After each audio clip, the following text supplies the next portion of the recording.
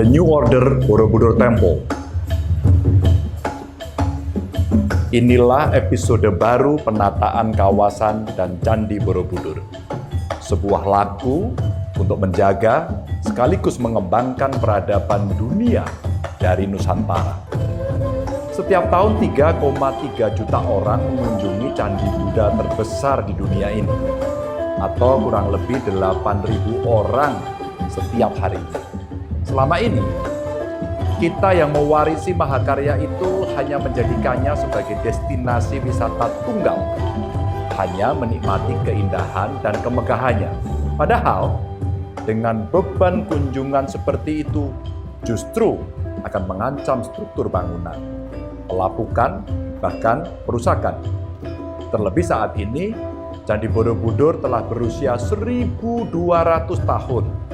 Di sisi lain, dengan konsep wisata tunggal justru akan melemahkan potensi besar yang dimiliki Candi Borobudur. Dari potensi ekonomi sampai potensi spiritual. Akhirnya, setiap wisatawan tidak bertahan lama karena hanya berkunjung ke Candi Borobudur tanpa pilihan destinasi lain. Maka mulai tahun ini, perombakan besar-besaran akan kita lakukan di kawasan sekitar Candi Borobudur. Aspek kebudayaan akan jadi titik tolak langkah yang kita lakukan. Saya sendiri yang akan mengawal, saya sendiri yang akan jadi mandor penataan ulang Candi Borobudur ini. The New Order Borobudur Temple. Lahan sekitar 330 hektar yang ada di beberapa titik akan kita kembangkan.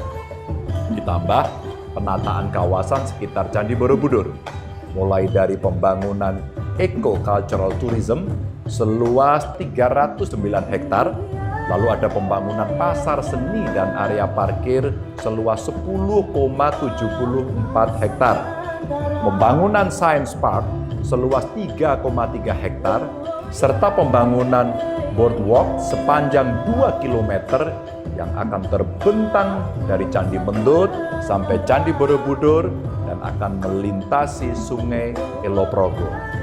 Pembangunan infrastruktur itu akan memperkuat konsep penataan yang saat ini kita lakukan di kawasan atau desa sekitar Candi Borobudur. Jika akhir-akhir ini saudara sudah piknik ke Candi Borobudur, pasti juga sudah mampir ke Swarga Bumi. Ada juga di Puntuk Setumbu dan keliling desa-desa mungkin naik mobil VW. Nah, destinasi serta pelayanan seperti itulah yang akan kita perbanyak dengan jenis yang berbeda-beda. Karena desa wisata tematik masuk dalam kerangka besar perencanaan The New Order Borobudur Temple. Dan yang tidak kalah penting, di setiap desa wisata tematik itu akan kita gelar festival kesenian rakyat setiap bulan. Sementara di Komplek Candi Borobudur, saudara-saudara bakal disuguhkan pengalaman traveling yang sangat luar biasa melalui teknologi augmented reality dan virtual reality dengan kualitas yang tinggi. Traveling virtual ini akan mempersilahkan saudara-saudara untuk keliling dari kawasan sekitar sampai area Candi Borobudur. Ruang ini akan menyajikan itinerary trip planner, visual storytelling, digital navigation augmented reality, dan virtual tours. Traveling virtual ini akan kita sodorkan sebagai pilihan utama bagi wisatawan jika hendak mengetahui detail Candi Borobudur. Karena kemungkinan besar wisatawan tidak akan lagi diperkenankan untuk mendaki seluruh bagian candi, kecuali bagi saudara-saudara umat Buddha yang hendak melakukan ibadah atau barangkali dalam acara tertentu. Dengan keseluruhan konsep perencanaan itu, saya berangan-angan Borobudur memiliki ikatan dengan saudara sekalian yang berkunjung ke sana, karena Borobudur adalah rumahmu. Maka kembalilah. Selain itu, kita juga berharap Candi Borobudur bisa tetap dinikmati ribuan tahun lagi. Saran saya, ketika seluruh penataan kawasan Candi Borobudur ini selesai, silakan saudara-saudara menyiapkan waktu beberapa hari agar benar-benar merasa puas menikmati seluruh pesona Borobudur.